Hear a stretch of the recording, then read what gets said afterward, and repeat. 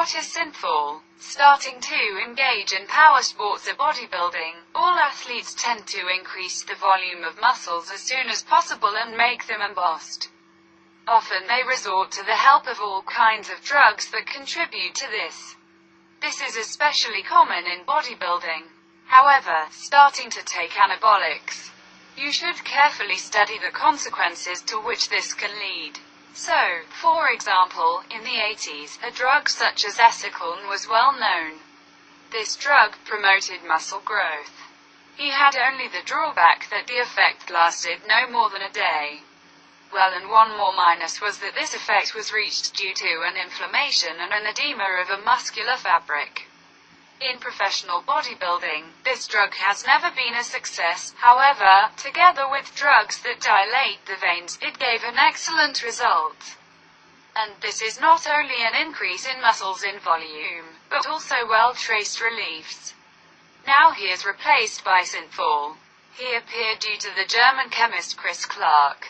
In fact, this anabolic is an analog of the Esiclen. That's just the effect of its reception is maintained for several years. There is no reliable information on how long the Synthol remains in the muscles. During disputes on this issue, the figures are announced as 3.5 and 7. However, experts are more inclined to the opinion that this drug remains in the muscles for about 4 years. It was released, this anabolic, under the brand name Pumpos in the early 90s. An interesting fact is that the name Synthol, for the time of its release, was already patented. At the expense of what processes is this effect obtained with the reception of Synthol? Like its predecessor, this anabolic causes inflammatory processes as a result of which suppuration begins.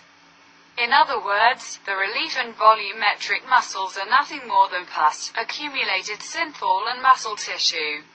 And in the quantitative ratio of the first much more. Based on the mechanism of anabolic action, it is not necessary to talk about strength.